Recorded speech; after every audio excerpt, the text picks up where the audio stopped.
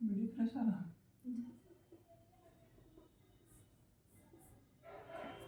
Modern history में इसका revision कर लेते हैं, ठीक है।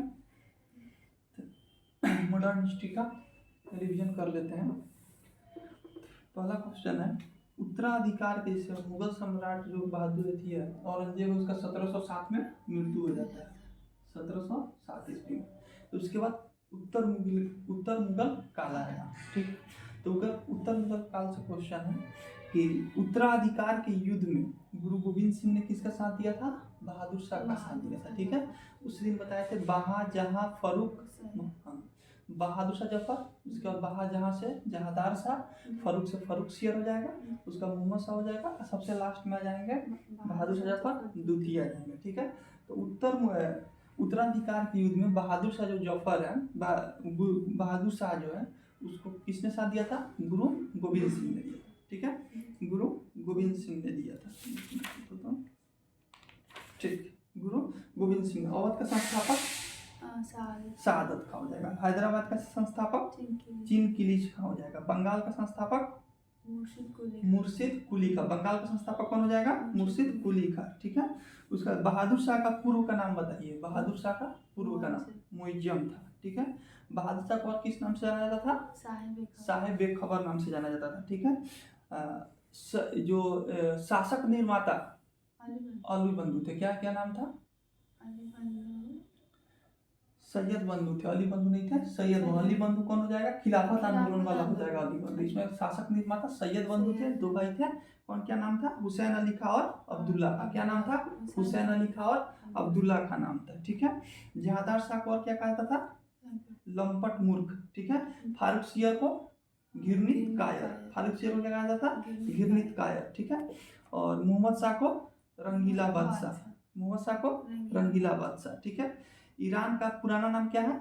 ईरान का पुराना नाम फारस। ईरान का पुराना नाम फारस की खाड़ी है ना, तो ईरान का पुराना नाम क्या हो जाएगा? फारस हो जाएगा। तो यहाँ का 1739 ईस्वी में यहाँ का शासक कौन था? नादिर शाह। कौन था? नादिर शाह। नादिर शाह 1739 ईस्वी में दिल्ली पर आक्रमण करता है और दिल्ली से क्या क्या लूट के लेके जाएगा? तख्ते ताउस यानी मयूर सिंहासन, कोहिनूर हीरा, तख्ते ताउस यानी मयूर सिंहासन, और 70 करोड़ रुपया। उस समय 70 करोड़ रुपया 1739 ईस्वी में, ठीक है। और तख्ते ताउस ले जाएगा यानी मयूर सिंहासन। मयूर सिंहासन को बनवाया किसने था? मयूर सिंहासन को बनवाया किसने था? शाहजहां। मयूर सिंहासन को बनवाया किसने? खिड़की बंद करो।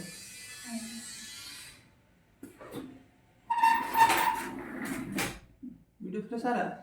मयूर सिंहासन को किसने बनवाया था? अब मयूर सिंहासन में बैठने वाला अंतिम मुगल शासक मोहम्मद शाह। मयूर सिंहासन में बैठने वाला अंतिम मुगल शासक मोहम्मद शाह। इसी के काल में नादिर शाह भारत पर आक्रमण करता है 1739 ईस्वी में और मयूर सिंहासन को लेके चल जाता है, ठीक है। ठीक है। पानीपत का प्रथम लड़ाई 1526 में। पानीपत का द्वितीय लड़ाई 1556। पानीपत का प्रथम लड़ाई किसके किसके बीच हुआ था? बाबर और इब्राहिम लोदी के बीच हुआ था। पानीपत का द्वितीय लड़ाई किसके बीच हुआ था? हेमू और अकबर। बाबर नहीं, अकबर, ठीक है। बाबर 526। कब मरता है बाबर? 1530 में मरता है। तो कहाँ से 1556 में कैसे बाबर आएगा, ठीक है। पानी पिया, घर, खाना खाया, चल गया, घर गया, तब मर गया। पानी पिया, खाना खाएगा, तब चलेगा, तब घर पहुंचेगा, तब मरेगा। तो पानीपत का पानी पिया तो पानीपत का लड़ाई, पानीपत, पानी पिया, खाना खाया, खानवा का लड़ाई, खानवा, पानी पिया, खाना खाया, चल गया, चंदेरी, चल गया, घर गया, घगरा, और मर गया मतलब 1526, 1527, 1528, 1529, 1530 में। पानीपत किसके बीच हुआ था? बाबर और इब्राहिम लोदी। खनवा किसके बीच हुआ था? बाबर और राणा संगा। चंदेरी किसके बीच हुआ था? मेदिनी राय। बाबर और मेदिनी राय। घाघरा किसके बीच हुआ था? बाबर और अफगानों के बीच। और ये मर गया, 1530 में मर गया। तो ये बाबर का ही 4 युद्ध था, ठीक है। तो पानीपत का प्रथम युद्ध 1526 बाबर और इब्राहिम लोधी। द्वितीय युद्ध 1556 अकबर और हेमू के बीच। तृतीय युद्ध कब हुआ था? 1761। कब हुआ था? 1761। किसके बीच हुआ था? अफगान और मराठा। किसके बीच हुआ था? अफगान और मराठा के बीच हुआ था। किसके बीच हुआ था? अफगान और मराठा के बीच। कौन विजयी रहा? अफगान विजयी। अफगान की तरफ से कौन लड़ा था? अब्दुल शाह अब्दाली, अहमद शाह अब्दाली लड़ा था, ठीक है। तो ये हो गया पानीपत का तृतीय युद्ध तक हो गया, ठीक है। उसके बाद पानीपत का तृतीय युद्ध 1761 मराठा और अफगानों के बीच हुआ था। अहमद शाह अब्दाली की सेना इसमें विजयी रही थी, जो अफगान की तरफ से लड़ी थी, ठीक है। अंतिम मुगल सम्राट कौन था? अंतिम मुगल सम्राट बहादुर शाह जफर। इसको कहाँ भेज दिया गया था? रंगून भेज दिया गया था। किस लड़ाई में? 1857 की क्रांति में। कहाँ से ही लड़ा था? दिल्ली का शासक था, ठीक है। कहाँ से लड़ा था? दिल्ली से लड़ा था। कहाँ से लड़ा था? दिल्ली। कानपुर से कौन लड़ा था? नाना साहब कानपुर से। लखनऊ से बेगम हजरत। बिहार से बाबू कुंवर सिंह। बिहार यानी जगदीशपुर से बाबू कुंवर सिंह। झांसी से रानी लक्ष्मीबाई। ह्यूरोज नाम याद आ रहा है? ह्यूरोज किसके बारे में बोला था? झांसी की रानी लक्ष्मीबाई को। ठीक है, ह्यूरोज नाम याद रखना है, ठीक है। आइए, ठीक है। अच्छा, पूछेगा कि 1857 के क्रांति के समय कौन शायर था जो अपने आंखों देखी लड़ाई लिखा था? मिर्जा गालिब था। 1857 क्रांति के समय ये दिल्ली दरबार में रहता था और ये शायर था, ठीक है। मुगल सम्राट का ये शायर था और आंखें देखा अपना लड़ाई देखा था, ठीक है। अब आइए, भारत में यूरोपीय कंपनियों का आगमन देखते हैं। सबसे पहले कौन आया? पुर्तगाली। कब आया? 17 मई 1498। पुर्तगाली कब आया? 17 मई 1498। पुर्तगाली कब आया? 17 मई 1400। पुर्तगाली के बाद कौन आता है? अंग्रेज। आता कौन है? अंग्रेज। फैक्ट्री खोलेगा डच, इसीलिए अंग्रेज डच क्वेश्चन पूछ लेता है। आता कौन है? अंग्रेज। कब आएगा? 1600 ईस्वी। कंपनी की स्थापना कर रहे हैं, ठीक है। तो 1498 में पुर्तगाली ईस्ट इंडिया कंपनी की स्थापना हो जाती है। 1600 में किसकी स्थापना होती है? अंग्रेजों की। उसके बाद डच की कब होगी? 1602 में। अंग्रेज की कब होगी? 1602 में होगी। डेनिश की 1616 में, जो इंपॉर्टेंट नहीं है। फ्रांसीसी की 1664 में और लास्ट में स्वीडिश आएगा, ठीक है। और अब कंपनी सबसे पहले कौन खोलेगा? कंपनी सबसे पहले कौन खोलेगा? पुर्तगाल खोलेगा। कहाँ खोलेगा? कोची में। कहाँ खोलेगा? कोची कहाँ है? केरल में। कोची कहाँ है? केरल में। सबसे पहले देखो, आने कंपनी स्थापना के समय सबसे पहले पुर्तगाली, यहाँ 3 गो याद रखना है। सबसे पहले पुर्तगाली, उसके बाद अंग्रेज, उसके बाद डच। कंपनी की स्थापना हो रहा है अपने अपने देश में हो रहा है। 1498 में पुर्तगाली का कंपनी का स्थापना हुआ, 1600 में अंग्रेजों का स्थापना हुआ और 1602 में डच का स्थापना हुआ। अब जब ये भारत आएंगे तो अपना पहला व्यापारिक कोठी कहाँ खोलेंगे? सबसे पहले खोलेगा पुर्तगाली। कब खोलेगा? 1503 ईस्वी में खोलेगा। कब खोलेगा? डेट इंपॉर्टेंट नहीं है। कहाँ खोलेगा? कोची में खुलेगा, क्योंकि पुर्तगाली सबसे पहले आया था कहाँ? कोची। कोची के कालीकट है। कोची कहाँ है? केरल। केरल के कालीकट बंदरगाह पे आया था, ठीक है, वास्को डी गामा। तो सबसे पहले कहाँ खुलेगा? कोची में खुलेगा। कहाँ है कोची? केरल में है, ठीक है। उसके बाद कंपनी का स्थापना तो अंग्रेजों की हुई थी पहले, लेकिन भारत में आकर कंपनी कौन खोलेगा? डच खोलेगा, ठीक है। डच कहाँ खोलेगा? मसूलीपट्टनम में। डच कहाँ खोलेगा? मसूलीपट्टनम में। 1605 ईस्वी में। डच कब खोलेगा? 1605 ईस्वी में। कहाँ खोलेगा? मसूलीपट्टनम। मसूलीपट्टनम। अंग्रेज भी कहाँ खोलेगा? मसूलीपट्टनम, ठीक है। सबसे पहले अंग्रेज कंपनी की शुरुआत कहाँ किया था? सूरत में बनाना शुरुआत किया था, लेकिन जहांगीर ने उसको रोक दिया था। तो सबसे पहले कंपनी कहाँ बनाया? मसूली। कंपनी का नींव पूछेगा कहाँ रखा? तो सूरत। अब बनाया सबसे पहले कहाँ? मसूलीपट्टनम में। कब? 1611 में, ठीक है, 1611 में। डेनिश और फ्रांसीसी उतना इम्पोर्टेंट नहीं है, ठीक है। तो भारत आने वाला प्रथम यूरोपीय कौन था? पुर्तगाली था। क्या नाम था? Vasco D gamma. कब आया था भारत? 1498। 17 मई 1498। इसका डेट भी पूछ लेता है। 17 मई 1498। कहाँ आया था? कालीकट बंदरगाह। कालीकट बंदरगाह कहाँ है? केरल में। कोची कहाँ है? केरल में। कालीकट बंदरगाह कहाँ है? केरल में है, ठीक है। उसके बाद इसका पहला वायसराय कौन बना था पुर्तगाली का? अल्मेडा। अल्मेडा। पहला वायसराय कौन बना था? अल्मेडा। अल्मीडा। अल्मीडा पहला वायसराय कौन बना था? अल्मेडा। अल्मीडा। द्वितीय कौन बनेगा? अल्बुकर्क। अल्बुकर्क। अल्बुकर्क। दूसरा कौन बनेगा? अल्बुकर्क। ठीक है। अच्छा, जब ये आया था क्या नाम है उसका, वास्को डी गामा जब भारत आया था तो उसको पथ प्रदर्शक कौन बताया, रास्ता कौन बताया था? अब्दुल मनीक बनाया था। ठीक है। तो फ्रांसिस्को डी अल्मेडा कब बनता है? 1505 में। 1498 में आता है तो उसके बाद ही बनेगा, तो 1505 में। पहला वायसराय कौन बनेगा? अल्मीडा बनेगा। कब बनेगा? 1505 में। अल्बुकर्क कब बनेगा? 1509 में। अल्बुकर्क कब बनेगा? 1509 में। अब 1510 ईस्वी में, 1510 ईस्वी में क्या होगा? बीजापुर के सुल्तान यूसुफ आदिल शाह से गोवा को ही जीत लेगा। ठीक है। तो गोवा किससे जीतता है? हाँ, बीजापुर के शासक यूसुफ आदिल शाह से गोवा को जीतेगा 1510 ईस्वी में। ठीक है। पहली व्यापारिक कोठी कोची में खोली थी, बता हो गया है। ठीक है। पुर्तगाली के बाद भारत में कौन है? डच लोग है। पुर्तगाली के बाद भारत में कौन है? डच लोग है। ठीक है। पहला यात्री डच यात्री कौन था?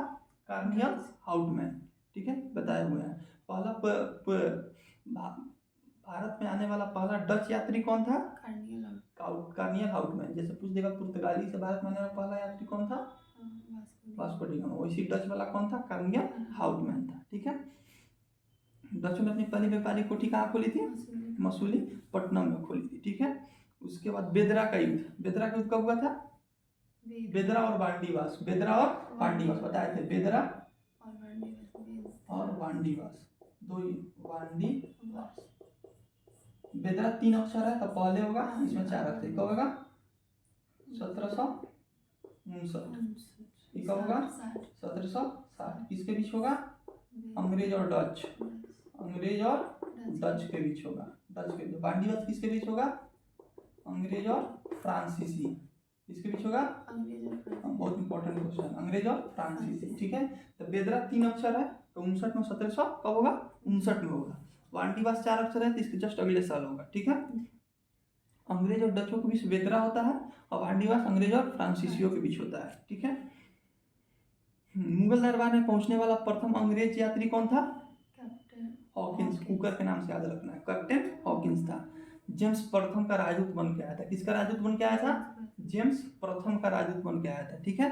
भारत आने वाला प्रथम अंग्रेजी जहाज रेड ड्रैगन। भारत आने वाला प्रथम अंग्रेजी जहाज कौन था? रेड ड्रैगन था। ठीक है। उसके बाद द्वितीय जो यात्री था कौन आया था? सर टॉमस रो आया था। ये भी जेम्स प्रथम का राजदूत बन के आया था। कौन? सर टॉमस रो आया था। ठीक है। उसके बाद ठीक है। पुर्तगाली राजकुमारी कैथरीन ऑफ बोर्गेंजा का शादी किससे हुआ था? चार्ल्स द्वितीय से हुआ था। किससे हुआ था? चार्ल्स द्वितीय से हुआ था। कब हुआ था? 1661 ईस्वी में हुआ था। ठीक है। ये पूछ देता है। चार्ल्स द्वितीय से हुआ। ब्रिटेन कहाँ की राजकुमारी थी? पुर्तगाल की राजकुमारी थी। ठीक है। पुर्तगाल की राजकुमारी कैथरीन ऑफ बोर्गेंजा के विवाह अंग्रेजी राजकुमार चार्ल्स द्वितीय से हुआ था। ठीक है। इसने इसमें क्या दहेज में क्या दे दिया था? बॉम्बे दे दिया था। और ये बॉम्बे को 10 पाउंड वार्षिक किराए पर ईस्ट इंडिया कंपनी को ही दे देता है। ठीक है। कितना किराए पर? 10 पाउंड वार्षिक किराए पर। ठीक है। आइए, बम्बई का संस्थापक किसे कहा जाता है? गुराल्ड ओंगियाल। बम्बई का संस्थापक किसे कहा जाता है? गुराल्ड ओंगियाल। बम्बई का संस्थापक किसे? गुराल्ड ओंगियाल। कलकत्ता का संस्थापक किसे? जॉब चार्नक को। कलकत्ता का संस्थापक किसे कहा जाता है? जॉब चार्नक को। कालीकट, गोविंदपुर और सूतानदी 3 गांव को लेकर कलकत्ता शहर बसाया गया। ठीक है। कालीकट, गोविंदपुर और सूतानदी पूछ दिया है, बहुत पूछा है क्वेश्चन। ठीक है। तो कलकत्ता का संस्थापक कौन हो जाएगा? जॉब चार्नक। मुंबई का संस्थापक गुराल्ड ओंगियाल। मुंबई का संस्थापक कौन हो जाएगा? गुराल्ड ओंगियाल हो जाएगा। ठीक है। ठीक है। उसका आता है कर्नाटक युद्ध। कर्नाटक युद्ध किसके किसके बीच हुआ था? अंग्रेज और फ्रांसीसियों के बीच। कर्नाटक युद्ध किसके किसके बीच हुआ था? अंग्रेज और फ्रांसीसी। कितने कर्नाटक युद्ध हुए थे? 3। कितने कर्नाटक युद्ध हुए थे? 3। 1646 से 1648 प्रथम कर्नाटक युद्ध। प्रथम कर्नाटक युद्ध कब हुआ था? 1646 से 1648। सेकंड वाला कब हुआ था? 1649 से। हाँ, 6 साल हुआ था। 1649 5 साल हुआ था। 1649 से 1654। 1649 से 1654 हुआ था। ठीक है। तीसरा कौन हुआ था? 7 साल हुआ था। कब हुआ था? 56 से 63। 1656 से 1663 हुआ था। ठीक है। 3 कर्नाटक युद्ध हुआ था। किसके बीच हुआ था? अंग्रेज और आंग्ल और फ्रांसीसी। फ्रांसीसी के वीडियो पे सारा है, जी ठीक है। तो टोटल कितने कर्नाटक युद्ध हुए थे? 3 3 हुए थे। ए पापे बताया था इसका, ए पापे इसमें हो जाएगा एस एसला सापल की संधि हो जाएगा, पा से पांडिचेरी की संधि हो जाएगा और पे से पेरिस की संधि हो जाएगा। पे से क्या हो जाएगा? पेरिस की संधि हो जाएगा, ठीक है। तो पहला कर्नाटक युद्ध 2 साल चला था, 1646 से 48। एसला सेपल की संधि, ए पापे याद रखना है, एसला सेपल की संधि। द्वितीय कर्नाटक युद्ध 49 से 54 पांडिचेरी की संधि। तृतीय कर्नाटक युद्ध 56 से 63 किसकी संधि? पेरिस की संधि के साथ समाप्त होता है, ठीक है। पूछता है, ठीक है। तो पहला कर्नाटक युद्ध उत्तराधिकार से संबंधित है, ठीक है। जहाज कोई घेर उड़ लेता है, ये सब कहानी हम बताए हुए हैं, ठीक है।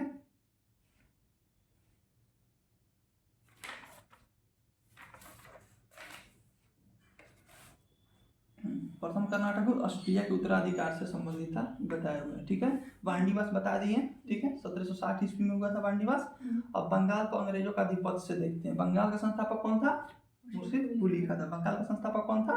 मुर्शिद कुली का था। बंगाल का संस्थापक मुर्शिद कुली का, ठीक है। मुर्शिद कुली का ने अपनी राजधानी ढाका से मुर्शिदाबाद लाया था। मुर्शिद कुली का संस्थापक तो अपने नाम पर मुर्शिदाबाद राजधानी लाया। ढाका जो बांग्लादेश की राजधानी है, पहले भारत की हिस्सा थी।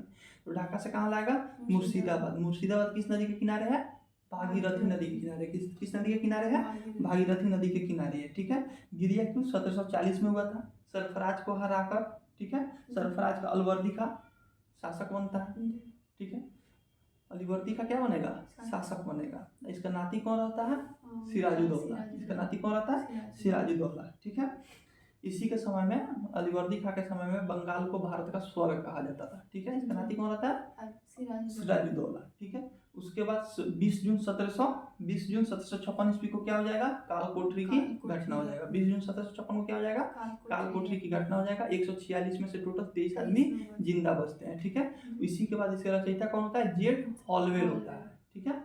और इसके बाद 1757 का प्लासी का प्रथम युद्ध होगा। 1757 प्लासी का युद्ध होगा। किसके बीच होगा? सिराजुद्दौला और अंग्रेजों की तरफ से कौन लड़ता रहेगा? Robert Clive. अंग्रेजों की तरफ से कौन लड़ेगा? Robert Clive. बक्सर के युद्ध में हेक्टर मुनरो है, ठीक है।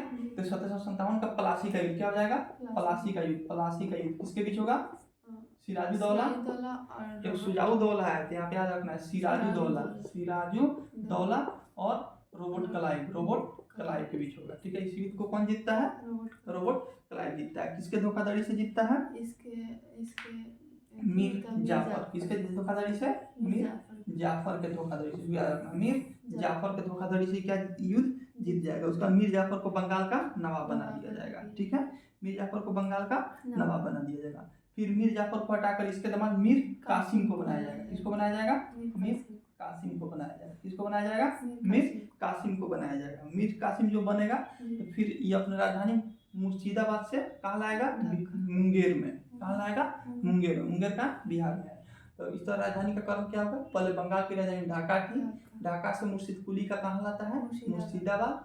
मीर कासिम कहाँ लाता है? मुंगेर। तो मीर जाफर धोखाधड़ी किया था, ठीक है। और मीर कासिम उसका दामाद था। कहाँ लाएगा राजधानी? मुंगेर लाएगा, ठीक है। मुंगेर लाएगा। उसके बाद क्या हो जाएगा? मुंगेर जब लाएगा तो अंग्रेजों से इसका बनेगा नहीं। अंग्रेज इसको मना करेंगे, तुम राजधानी नहीं लाओ, तो क्या हो जाएगा? बक्सर का युद्ध होगा। क्या होगा?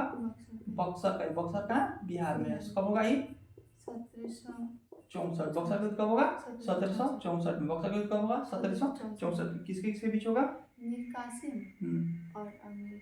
मीर कासिम के साथ और भी कोई लड़ा था? मीर कासिम, सिराजुद्दौला और सिराजुद्दौला कहाँ से लड़ेगा? नहीं, मीर कासिम। हाँ। और दिल्ली का शासक शाह आलम द्वितीय और सुजाउद्दौला।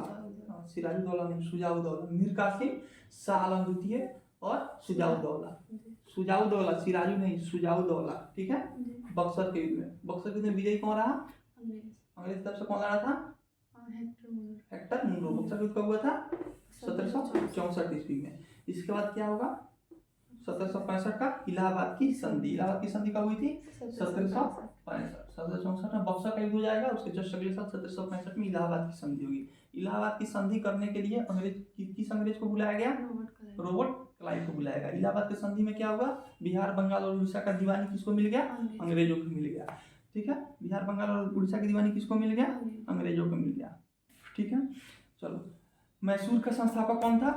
मैसूर हाँ, हैदर अली। मैसूर का संस्थापक कौन था? हैदर अली। मैसूर का संस्थापक कौन था? हैदर अली। हैदर अली 1761 ईस्वी में, ठीक है। हैदर अली किस आंग्ल मैसूर युद्ध में मारा गया? हैदर अली द्वितीय आंग्ल मैसूर युद्ध में मारा गया, जो 82 से 84 चला था, ठीक है। उसके बाद संस्थापक, उसके बाद राजा कौन बना? टीपू सुल्तान। कौन बना? टीपू सुल्तान। टीपू सुल्तान की राजधानी कहाँ थी? श्रीरंगपट्टनम। टीपू सुल्तान की राजधानी कहाँ थी? श्रीरंगपट्टनम। टीपू सुल्तान किस आंग्ल मैसूर युद्ध में मारा गया? चतुर्थ। किस आंग्ल मैसूर युद्ध में मारा गया? चतुर्थ। 1799 ईस्वी में हुआ था, ठीक है। तो हैदर अली मारा था द्वितीय आंग्ल मैसूर युद्ध में, और टीपू सुल्तान 1799 का चतुर्थ आंग्ल मैसूर युद्ध में मारा गया। इसकी राजधानी कहाँ थी? श्रीरंगपट्टनम थी, ठीक है। इसकी राजधानी कहाँ थी? श्रीरंगपट्टनम थी। टीपू सुल्तान किस क्लब का मेंबर था? जैकोबिन क्लब का मेंबर था, ठीक है। जैकोबिन क्लब का मेंबर था। अब आइए सिख संप्रदाय, सिख और अंग्रेजों के बीच। पहला सिख संप्रदाय के संस्थापक कौन थे? गुरु नानक। गुरु गोविंद सिंह 10वां गुरु थे। गुरु नानक कौन थे? गुरु नानक। इन्हीं की अनुयायी जो थे वो क्या कहलाए? सिख कहलाए, ठीक है। इन्हीं का अनुयायी क्या कहलाते हैं? सिख। पूछ लेता है किसके समकालीन थे? बाबर के समकालीन थे, यानी बाबर के समय में ही सिख संप्रदाय का क्या हुआ? स्थापना हुआ, ठीक है। किसके थे? बाबर के। गुरु का लंगर और संगत और पंगत ये बता चुके हैं, ठीक है। गुरु नानक का मृत्यु कहाँ हुई थी? करतारपुर। मृत्यु कहाँ हुई थी? करतारपुर। मृत्यु कहाँ हुई थी? करतारपुर का पाकिस्तान में। करतारपुर का करतारपुर कॉरिडोर भी बना हुआ है, ठीक है। तो गुरु नानक की मृत्यु कहाँ हुई थी? करतारपुर में हुई थी। दूसरे गुरु कौन थे? गुरु अंगद थे। दूसरे गुरु कौन थे? गुरु अंगद। प्रथम गुरु कौन थे? गुरु नानक। गुरु नानक। दूसरे गुरु नानक। दूसरे गुरु अंगद। गुरु अंगद। दूसरे गुरु कौन थे? गुरु अंगद। दूसरे गुरु कौन थे? गुरु अंगद, ठीक है। गुरुमुखी क्वेश्चन पूछता है, गुरुमुखी लिपि, ठीक है। गुरुमुखी लिपि की शुरुआत किसने की थी? गुरु अंगद ने। गुरुमुखी लिपि की शुरुआत किसने की थी? गुरु अंगद ने की थी, ठीक है। तीसरे गुरु अमरदास हुए, ठीक है। चौथे गुरु रामदास हुए, ठीक है। इंपॉर्टेंट नहीं है। पांचवा गुरु इंपॉर्टेंट है। कौन था? गुरु अर्जुन। गुरु अर्जुन। पांचवा गुरु कौन थे? गुरु अर्जुन। इसको किसने मरवाया? जहांगीर ने राजकुमार खुसरो की सहायता करने के लिए। तीसरे गुरु, पांचवें गुरु कौन थे? प्रथम गुरु याद रखना है, गुरु नानक, ठीक है। प्रथम गुरु सिख संप्रदाय के संस्थापक गुरु नानक। इनकी मृत्यु कहाँ हुई थी? करतारपुर में हुई थी, ठीक है। दूसरे गुरु गुरु अंगद। क्यों? क्योंकि गुरुमुखी लिपि लिखते। गुरुमुखी लिपि जो जैसे हम लोग का देवनागरी लिपि होता है ना, तो ऐसी सिखों में गुरुमुखी लिपि होता है, ठीक है। तो ये शुरुआत करते हैं। पांचवें गुरु गुरु अंगद, गुरु अर्जुन। क्यों इंपॉर्टेंट है? क्योंकि जहांगीर ने इनको मरवा दिया था, किसके सहायता करने के लिए? खुसरो की सहायता करने के लिए, ठीक है। अब इसके बाद इंपॉर्टेंट कौन हो जाएंगे? नौवें गुरु तेग बहादुर। इसको किसने मरवाया था? औरंगजेब ने। इस्लाम ने स्वीकार करने का कारण, ठीक है। उसको 10वां गुरु कौन हो जाएंगे? गोविंद सिंह। 10वां गुरु कौन हो जाएंगे? गुरु गोविंद सिंह। गुरु गोविंद सिंह की मृत्यु कहाँ हुई थी? जन्म स्थान कहाँ था? पटना। कहाँ था? पटना। पांच का कार बता दिए थे। केश, कंघा, कृपान, कच्छा, काड़ा, 5 को ही दिए थे, ठीक है। नाम के अंत में सिंह सब जोड़ने का प्रचलन लगाया, ठीक है। और ये जफरनामा लिखे थे। एक बुक लिखे थे, क्या? फारसी में जफरनामा लिखे थे, ठीक है। मुगल साम्राज्य की ऑफिशियल लैंग्वेज क्या थी? फारसी थी। क्या थी? फारसी थी। और बाबरनामा किस भाषा में लिखा गया है? तुर्की में। इसीलिए क्वेश्चन पूछ लेता है। और सब उनकी जितनी बुक लिखी गई फारसी में लिखी गई, लेकिन एक सिर्फ बाबरनामा किस में लिखी गई? तुर्की में लिखी गई। इसीलिए पूछ लेता है बाबरनामा किस भाषा में लिखा हुआ है? किसमें? तुर्की में लिखा हुआ है, ठीक है। तो गुरु गोविंद सिंह के 2 बेटा थे, फतेह सिंह और जोरावर सिंह। और मुगल फौजदार वजीर खान इसको दीवार में छिनवा दिया था, बता चुके थे कहानी। गुरु गोविंद सिंह की हत्या नादेर नामक स्थान पर कर दी गई थी, ठीक है। उसका बंदा बहादुर बता दिए थे हम, ठीक है। उसके बाद हम बताए थे कि इनके मृत्यु के बाद सिख संप्रदाय बढ़ जाता है, ठीक है। और 12 मिसलों का निर्माण होता है, जिसमें शुक्र चकिया मिसल होता है, जिसके हेड चरक सिंह होते हैं। और उन्हीं के पोता होते हैं राणा रंजीत सिंह। उन्हीं के पोता कौन होते हैं? राजा रंजीत सिंह होते हैं, ठीक है। तो राजा रंजीत सिंह का किस मिसल से संबंध था? शुक्र चकिया मिसल से। किस मिसल से संबंध था? शुक्र चकिया मिसल से। उनके दादा का नाम क्या था? चरत चरत सिंह। सिंह। दादा का नाम क्या था? चरत चरत सिंह था। ठीक है, तो यहाँ पे ये हो गया सिख संप्रदाय वाला। ठीक है, उसके बाद बंगाल के गवर्नर कौन था? बंगाल का प्रथम गवर्नर रॉबर्ट क्लाइव था। बंगाल का प्रथम गवर्नर कौन था? रॉबर्ट। इतने द्वैध शासन की स्टार्ट किया, नहीं दोहरे शासन की शुरुआत की थी कौन? रॉबर्ट क्लाइव ने की थी। ठीक है, द्वैध शासन की शुरुआत किसने की थी? रॉबर्ट क्लाइव ने की थी। ठीक है, रेगुलेटिंग एक्ट 1773। रेगुलेटिंग एक्ट कब आया था? 1773। पहली बार क्या हुआ था? सुप्रीम कोर्ट की स्थापना कहाँ हुई थी? कोलकाता में हुई थी। किस एक्ट के तहत हुई थी? 1773 का रेगुलेटिंग एक्ट। कब हुआ था स्थापना कोलकाता में सुप्रीम कोर्ट की? 1774 में। 1773 का रेगुलेटिंग एक्ट आता है और 1774 में सुप्रीम कोर्ट की स्थापना होती है कहाँ? कोलकाता में। ये दिल्ली वाला सुप्रीम कोर्ट नहीं है। ठीक है, इसलिए याद रखना है। इसके पहले न्यायाधीश कौन बनते हैं? एलिजा इम्पे बनते हैं। इसके पहले न्यायाधीश कौन बनते हैं? एलिजा इम्पे बनते हैं। उसके बाद कौन बनेगा? वारेन हेस्टिंग बनेगा, बंगाल का गवर्नर जनरल। ठीक है, बंगाल का प्रथम गवर्नर जनरल वारेन हेस्टिंग बनेगा। बंगाल का प्रथम गवर्नर जनरल कौन बनेगा? 1772 का कोर्ट ऑफ डायरेक्टर्स लाएगा। इसके तहत क्या कर देगा? दोहरे प्रशासन की खत्म कर देगा। 1772 के कोर्ट ऑफ डायरेक्टर्स द्वारा दोहरे प्रशासन की क्या कर देगा?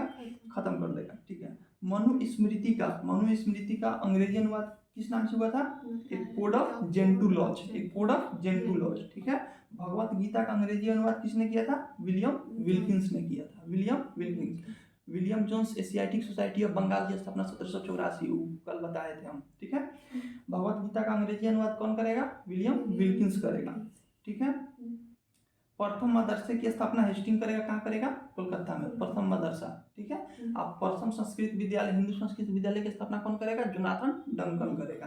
ये भी बता चुके हैं। ठीक है, Jonathan Duncan. Asiatic Society of Bengal 1784, William Jones. ठीक है, भारत का पहला समाचार पत्र द बंगाल किसके द्वारा? जेम्स अगस्टस हिक्की द्वारा। किसके द्वारा? जेम्स अगस्टस हिक्की द्वारा। ठीक है, पिट्स इंडिया एक्ट कब आया था? 1784। पिट्स इंडिया एक्ट कब आया था? 1784 में क्या आया था? पिट्स इंडिया एक्ट आया था 1784 ईस्वी में। ठीक है, पिट्स इंडिया एक्ट। इसी पिट्स इंडिया एक्ट के कारण जो वारेन हेस्टिंग होता है वो क्या करता है? इस्तीफा देके चल जाता है। उसको वर्ष द्वारा उसको महाभियोग चलाया जाता है। ठीक है, तो पहला बंगाल के प्रथम गवर्नर कौन हो जाएगा? Robert Clive. बंगाल के प्रथम गवर्नर रॉबर्ट क्लाइव। बंगाल के प्रथम governor general Warren Hastings. Bengal के प्रथम गवर्नर कौन? Robert Clive. बंगाल के प्रथम गवर्नर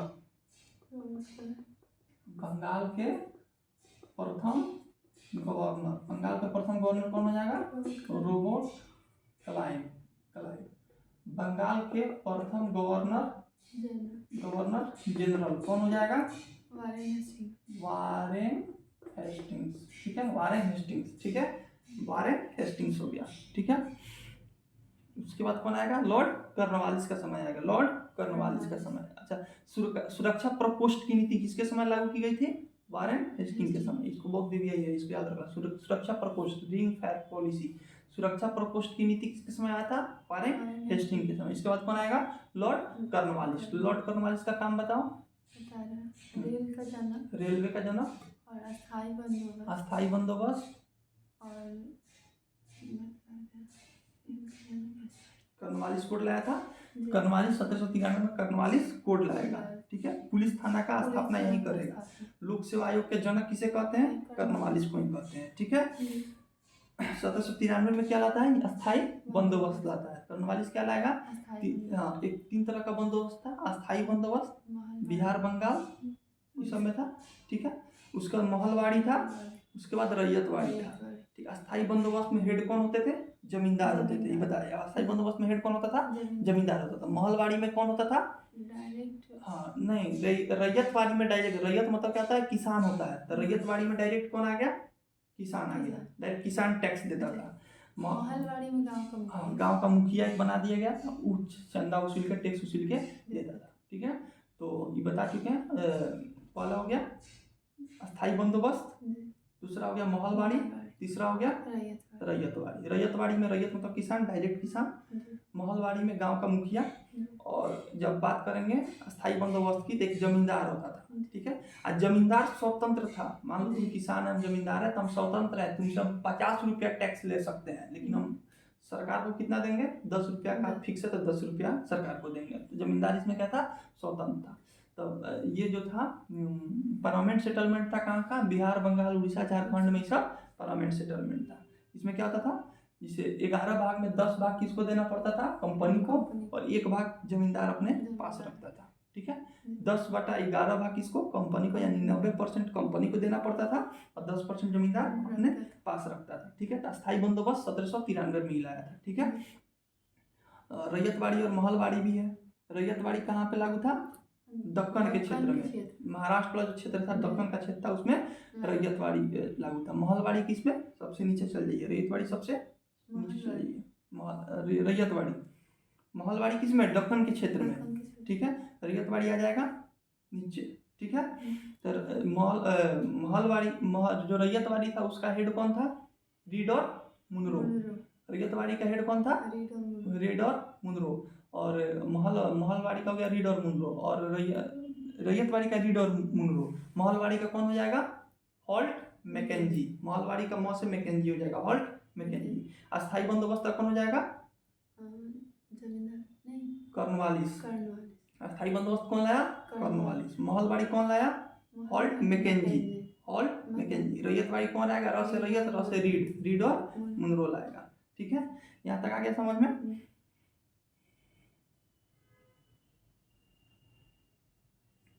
कॉर्नवालिस को रेलवे से नागरिक सेवा का जनक कहते हैं। कॉर्नवालिस को क्या कहते हैं, नागरिक सेवा का जनक, और ठीक है। सौ हो गया। Lord Wellesley. सहायक संधि की शुरुआत किसने की थी, लॉर्ड वेलेस्ली। सहायक संधि का जन्मदाता, क्वेश्चन पूछता है, सहायक संधि का जन्मदाता किसे कहा जाता है, तो डुप्ले। जन्मदाता किससे कहा जाता है, डुप्ले को, जो फ्रांसीसी गवर्नर था। लेकिन सबसे पहले लाया किसने, लॉर्ड वेलेस्ली। लाया किसने, लॉर्ड वेलेस्ली ने। सहायक संधि करने वाले प्रथम राज्य बताओ कौन थे,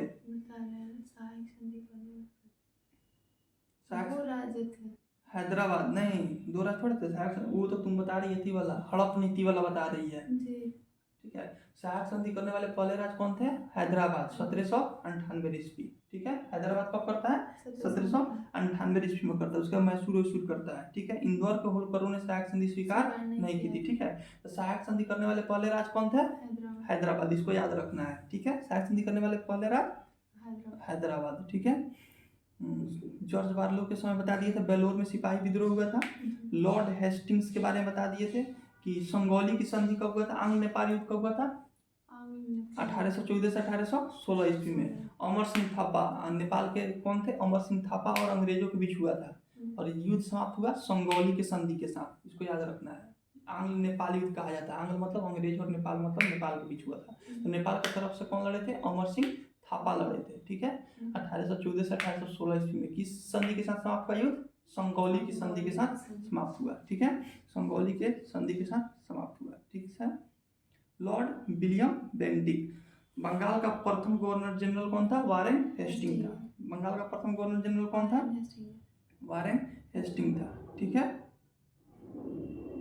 अब यहाँ का जाएगा क्या, बंगाल का प्रथम गवर्नर रॉबर्ट क्लाइव, बंगाल का प्रथम गवर्नर जनरल वारेन हेस्टिंग, और भारत का प्रथम गवर्नर जनरल आ जाएगा, भारत का प्रथम गवर्नर जनरल कौन हो जाएगा, विलियम बेंटिक, विलियम बेंटिक हो जाएगा, विलियम बेंटिक हो जाएगा।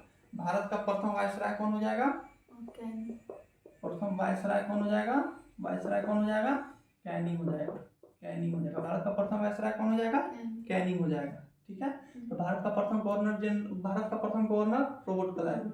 बंगाल का प्रथम गवर्नर रॉबर्ट क्लाइव। बंगाल का प्रथम गवर्नर जनरल वारेन हेस्टिंग। भारत का प्रथम गवर्नर जनरल विलियम बेंटिक। भारत का प्रथम वायसराय लॉर्ड कैनिंग हो जाएगा, ठीक है। तो विलियम बेंटिक के समय में काम बताओ,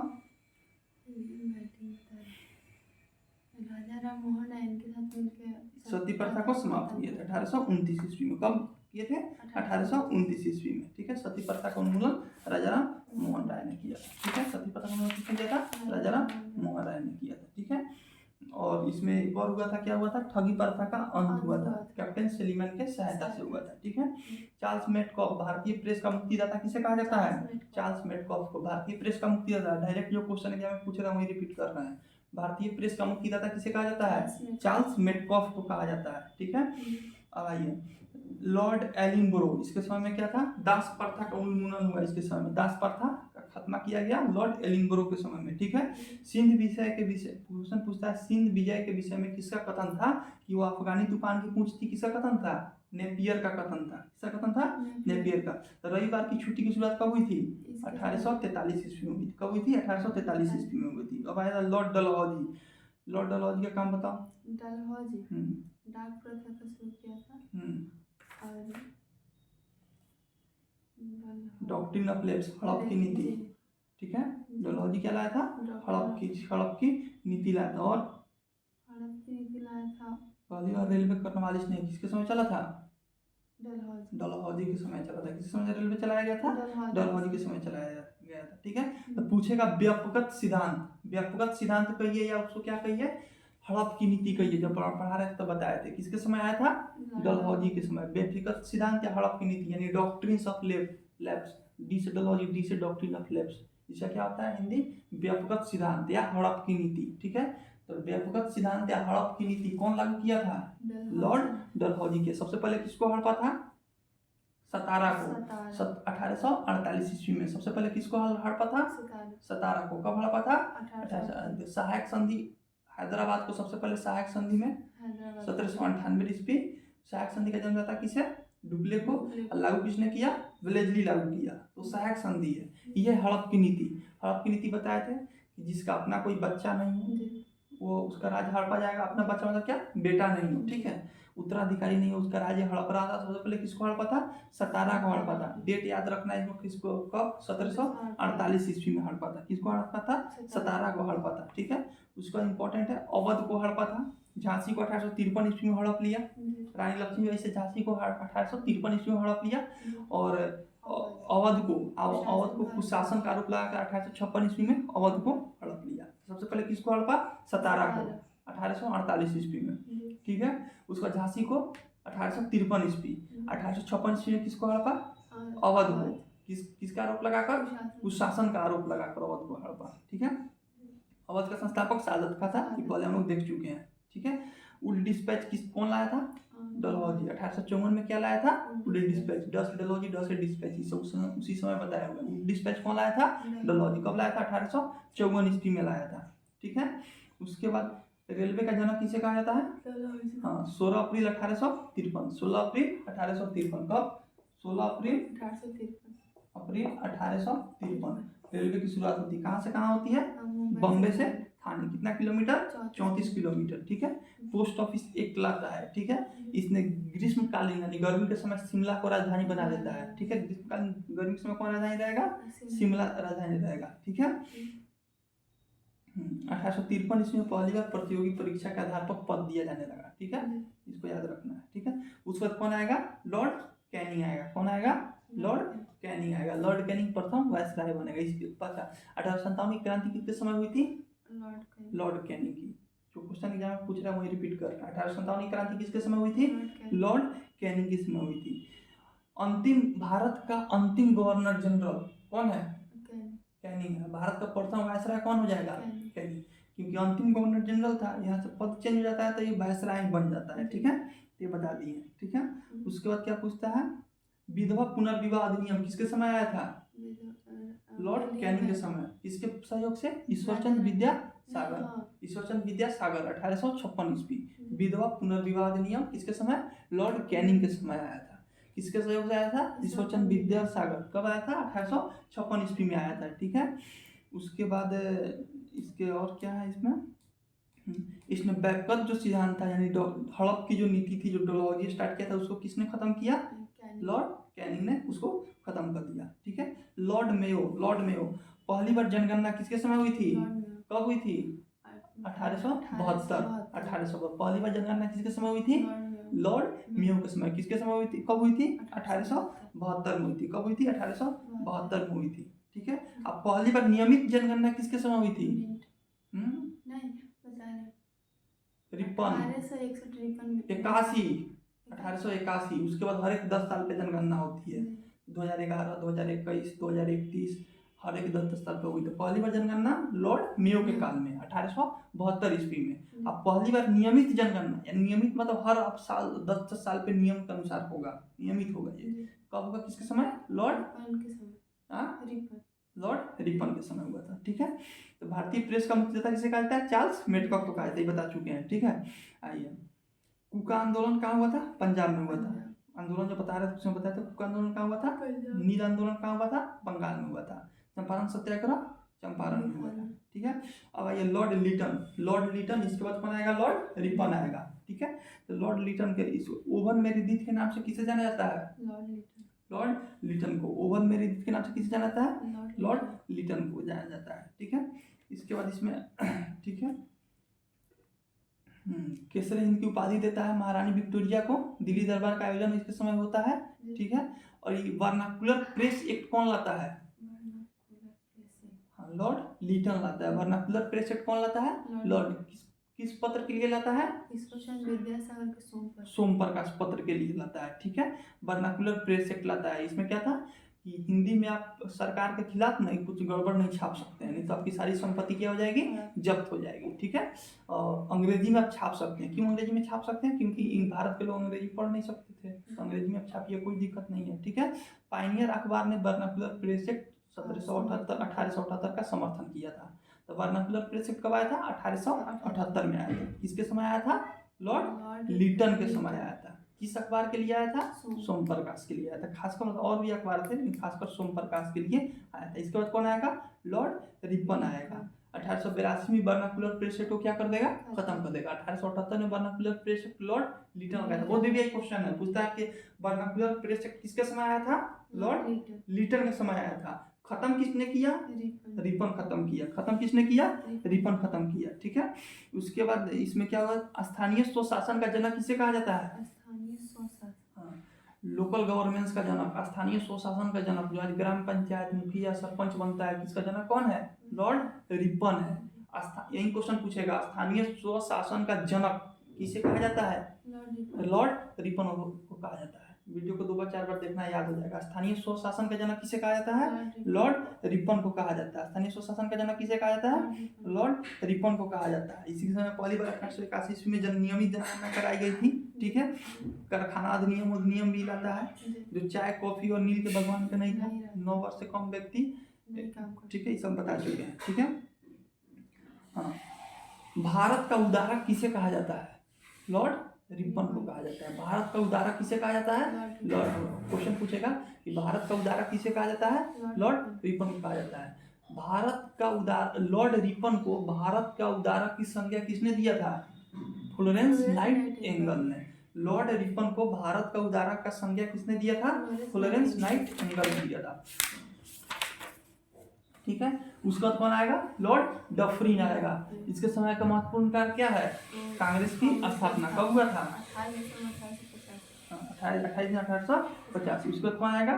लॉर्ड कर्जन आएगा। इसके समय का महत्वपूर्ण घटना बताओ। बंगाल विभाजन हुआ था। कब हुआ था? 1905 में, 16 अक्टूबर 1905 में। इसने पुरातत्व विभाग की स्थापना की। लॉर्ड कर्जन ने क्या किया? पुरातत्व विभाग की स्थापना की। और उसके बाद देखिए सिंचाई आयोग का स्थापना करता है सर कॉलिन स्कॉट मैनक्रीफ की अध्यक्षता में। ठीक है। रेलवे आयोग का गठन करता है थॉमस रॉबर्टसन की अध्यक्षता में। पुलिस आयोग का गठन करता है सर एंड्रू फ्रेजर की अध्यक्षता में।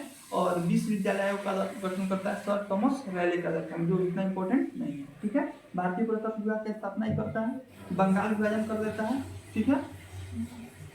उसका कौन आएगा? लॉर्ड मिंटो द्वितीय आएगा। ठीक है। लॉर्ड मिंटो द्वितीय आएगा। इसके समय में क्या होता है? 1906 का मुस्लिम लीग की स्थापना हो जाती है। साथ में कांग्रेस का सूरत अधिवेशन हो जाता है। अच्छा, पूछा क्वेश्चन कि सांप्रदायिक निर्वाचन का जनक किसे कहा जाता है? सांप्रदायिक निर्वाचक का जनक,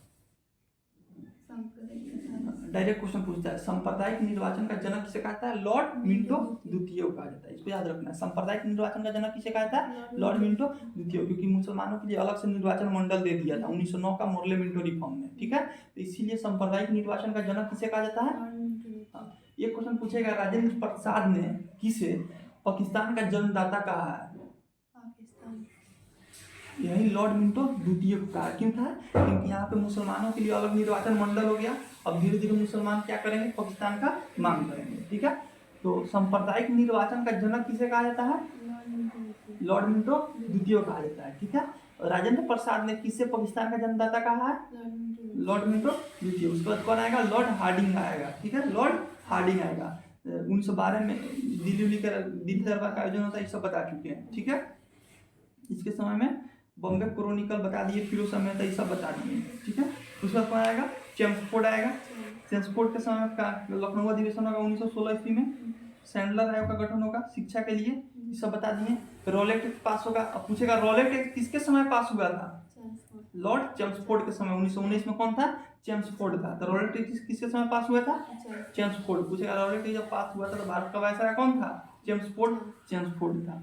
ठीक है, मोपला विद्रोह बता दिए 1921 में केरल में हुआ था। चोरी चोरा घटना, चितरंजन, सब बता दिए। लॉर्ड इरविन के समय में साइमन कमीशन। अच्छा, पूछेगा साइमन कमीशन का गठन 1927 में।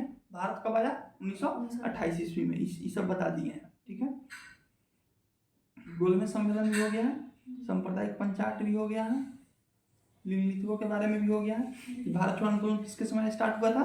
लिनलिथगो के समय स्टार्ट हुआ था। ठीक है,